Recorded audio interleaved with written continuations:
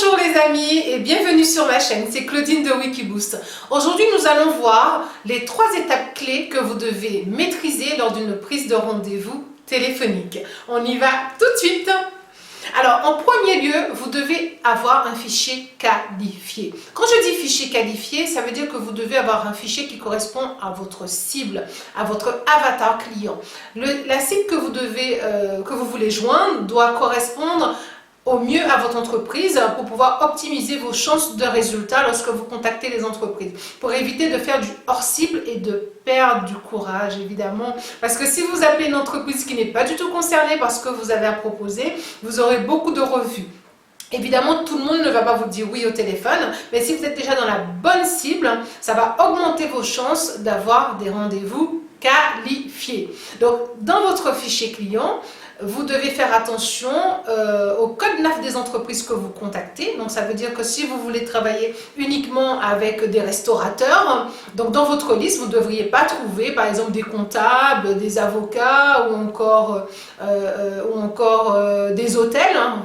Même si dans les hôtels, il y a des restaurants, mais tous n'ont pas des restaurants. Donc, pensez vraiment à bien cibler votre fichier pour gagner du temps. Donc ça, c'est mon premier point. En deuxième point, vous devez avoir un script d'appel. Et oui, le script d'appel, c'est l'élément clé qui va vous permettre d'avoir un déroulé de votre conversation avec votre interlocuteur pour pouvoir être le plus efficace possible.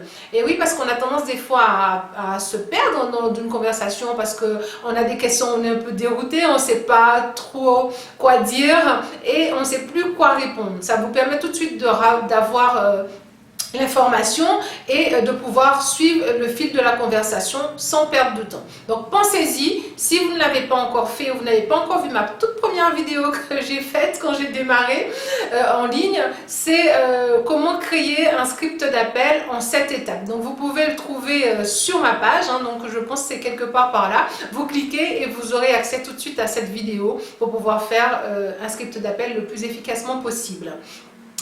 Et en 3, dernier point, je pense que vous l'avez deviné, c'est la gestion des objections. Alors là, c'est vraiment primordial. Si vous ne savez pas comment répondre à vos objections, vous aurez du mal à décrocher le rendez-vous. Vous n'allez pas rassurer votre prospect et vous ne saurez pas quoi répondre. Alors, l'idée, c'est pas d'avoir peur des objections. Parce que souvent, quand j'accompagne mes élèves, on a toujours peur des objections. Moi, je dis des objections, je les adore. Si vous n'avez pas d'objection, sur quoi vous allez vous baser? Vous allez dérouler tous les points forts de votre produit et vous n'allez pas avoir le rendez-vous au final puisque vous aurez donné tous les avantages.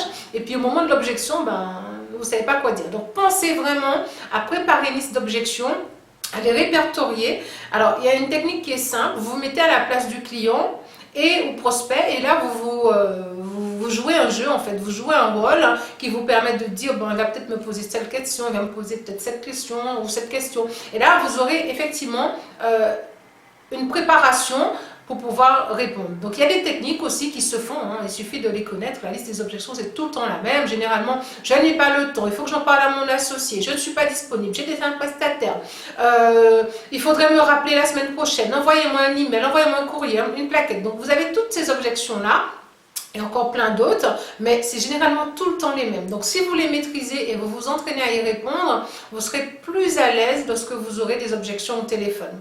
Ok?